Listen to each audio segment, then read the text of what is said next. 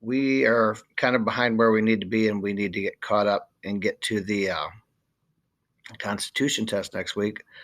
I'm going to give actually 4 lessons this week, or discussions. Only one of them will be a traditional one where you're either in class or in the Google Meet.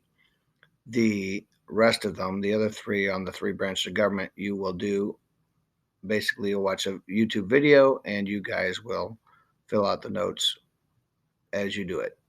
Feel free to pause as you need to or back up, but here goes. All right, Congress is the first branch of government. It's actually Article 1 in the Constitution, and it is hopefully you know, the legislative branch of government. And we covered this in the last chapter, but the U.S. Congress is what kind of cameral? It should be bicameral. The name of the building that you're looking at is called the Capitol Building.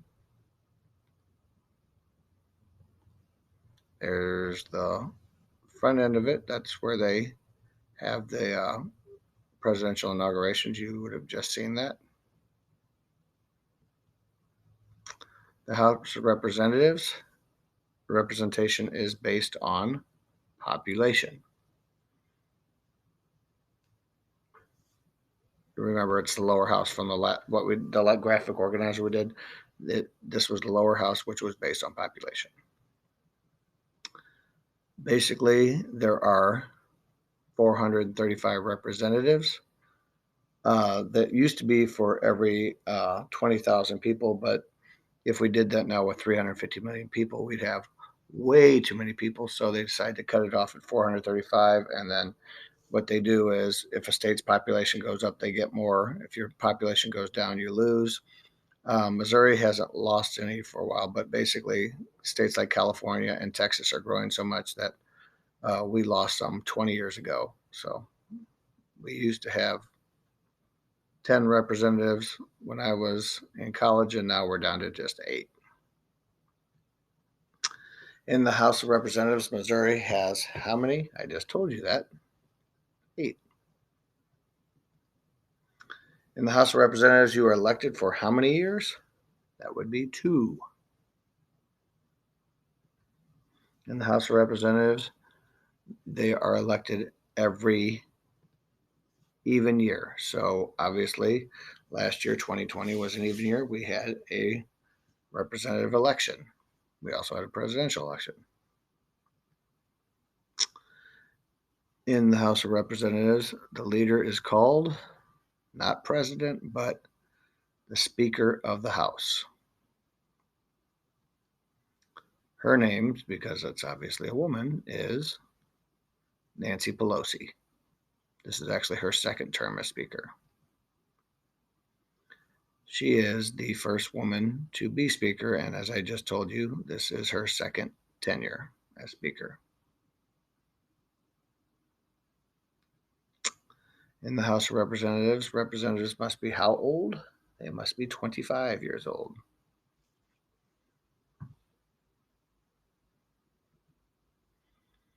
To be a representative, you must be a citizen of that state, meaning if you want to be one of Missouri, you have to live in Missouri for 7 years before you can run for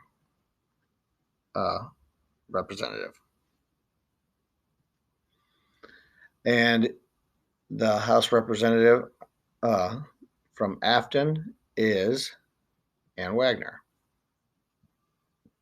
She just won re-election, obviously, since it was an even year. In the Senate, representation is not based on population. It is equal. So if we have 50 states times 2, let's do the math, you'd have 100 senators. In the Senate, each state has, do the math backwards, we have each has 2 senators. So Missouri would have 2 senators.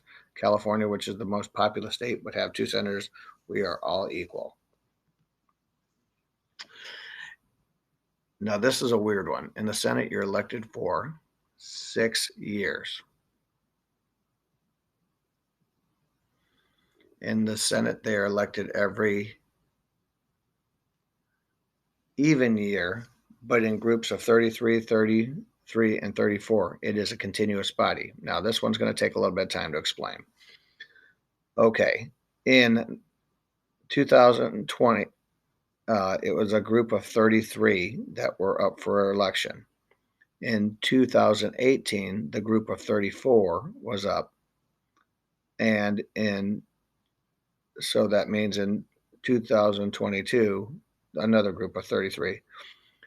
1/3 is always experienced. Now, I'm sorry, 2/3 are always experienced. Now, the reason they do that, they were afraid with having representatives that ran every year, it's possible that you could get a totally brand new Congress, and they didn't want their inexperience to affect the nation radically. So that's why only 1/3 of the Senate runs at a time. Therefore, 2/3 will have experience and know what they're doing, or at least that's the wish. In the Senate, the majority leader's name is, and he just got this job a month ago, Chuck Schumer. He's from the state of New York. The president of the Senate, the person who is constitutionally supposed to be in charge, is the vice president of the United States. Technically, the vice president of the United States doesn't have anything to do as far as the Constitution is concerned, except sit around in case the president dies, and they are the president of the Senate. Now, they now have an office in the White House, but their official office is actually in the Capitol building where Congress meets, and they get to preside over the House. Over the Senate. They can't speak during debates, and the only time they get to vote is if there is a tie. Right now, we have 50-50 as far as Republicans, Democrats. So Vice President Kamala Harris may get to vote quite often in these next 2 years. But so that is one person who has a role in two branches of government. The only person who is like that. In the Senate, senators must be 30 years old. They want you to be a little bit more experienced because they figure more life will have happened in 5 years over being a representative at 25. In the Senate, senators must be a citizen of that state. If you remember, it was 7 for representatives. It is now 9 for to be a senator. Missouri's 2 senators are Roy Blunt and Josh Hawley.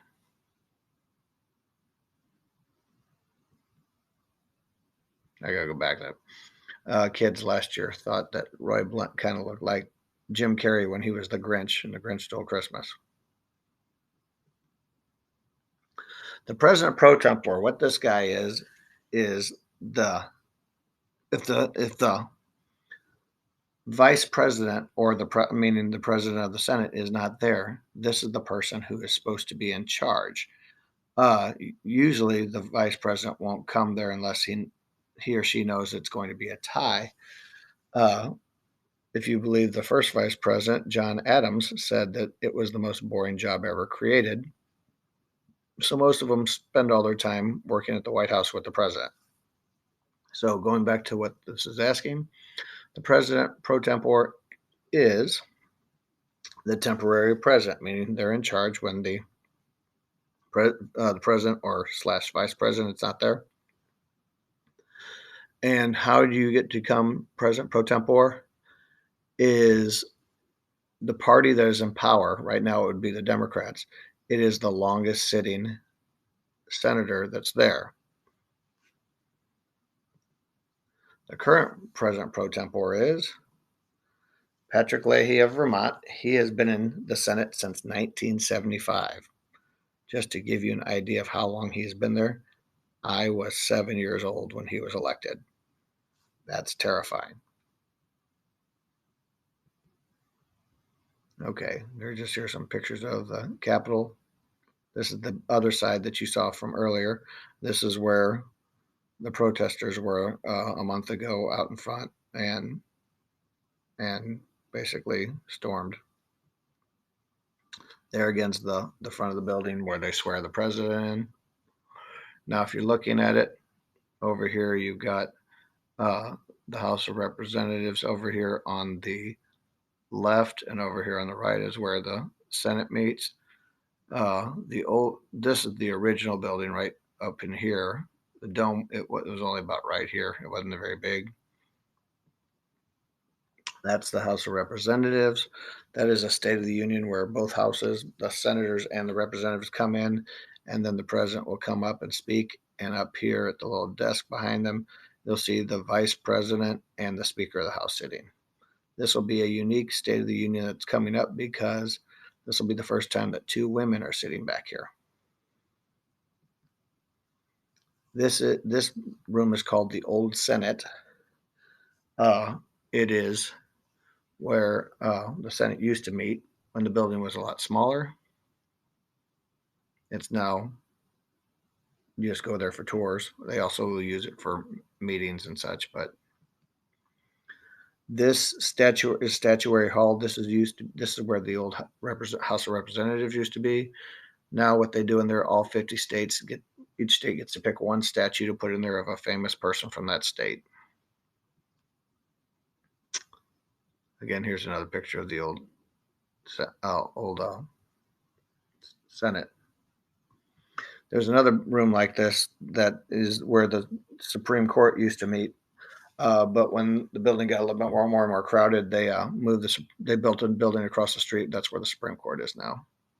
And there's just more pictures, and you get an idea. You get the rotunda right here, this big open area. It's really cool.